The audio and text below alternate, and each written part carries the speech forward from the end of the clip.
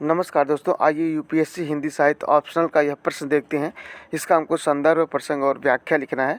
हमारा प्रश्न दिया है, कविता केवल वस्तुओं के रंग रूप में सौंदर्य की छटा नहीं दिखाती, प्रत्युत कर्म और मनोवृत्ति के भी अत्यंत मार्मिक दृश्य सामने रखती है। वह जिस प्रकार विकसित कमल, रमणी के मुखमंडल आदि के संदर्भ में मन में लाती है, उसी प्रकार उदारता, वीरता, त्याग, दया, प्रेम, उत्कर्ष आदि कर्मों और मनोवृत्तियों का सौंदर्य भी मन में जमाती है। ठीक है, आपको इस साइड और इस साइड नहीं लिखना है। अब आपको इतना पढ़ने के बाद यह पता लग जाना चाहिए कि इस चैप्टर से है, किस पार्ट से लिया गया है, इसके लेखक कौन है। ठीक है, आप अपना संदर्भ ऐसे लिख सकते हैं। प्रस्तुत गद्यावतरण आचार्य रामचंद्र शुक्ल के चिंतामणि खंड में संकलित निबंध कविता क्या है से अवतरित है। ठीक है, शुक्ल जी इसके माध्यम से कविता की मनोवैज्ञानिक शैली अपनाते हुए कसौटियाँ गढ़ रहे हैं। ठीक है, अब आपको प्रसंग लिखना है। आप ऐसे लिख सकते हैं कि इन पंक्तियों में कविता की मनुष्य जीवन में महत्ता को प्रतिपादित किया गया है।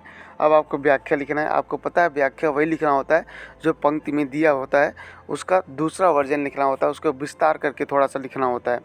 आप ऐसे लिख सकते हैं कि अब कविता का उद्देश्य केवल सौंदर्य का प्रस्तुतिकरण नहीं, वरन समाज के साथ जुड़कर उसकी मनोवृत्ति को भी उसके सामने लाना है। वह जिस प्रकार समाज की सुंदर चीज़ों को साहित्य का हिस्सा बनाती है, उसी प्रकार वास्तविकता अर्थात उदार, त्याग, दया आदि भाव को भी अपना हिस्सा बनाना चाहती है। अब आपको भाव सौंदर्य भी लिखना पड़ेगा, तभी जाके आपका आंसर कंप्लीट होगा।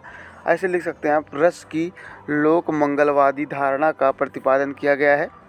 अगला पॉइंट, प्रेमचंद भी सिर्फ मनोरंजन को प्रतिपादित करने वाले साहित्य को दो कोड़ियों का मानते हैं। अगला आप लिख सकते हैं, प्रतीकात्मक व बिंबात्मक भाषा का प्रयोग अर्थगर्भकता को बढ़ा देता है।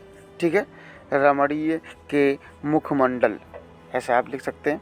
अगला पॉइंट आप लिख सकते हैं, विश्लेषणात्मक शैली के साथ परिदृश्यात्मक शैली का अंगूठा प्रयोग आचार्य रामचंद्र शुक्ल ने किया है।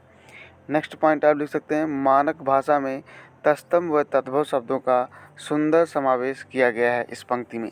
ठीक है, thank you so much for watching this lecture. आप भी ऐसे लिख सकते हैं।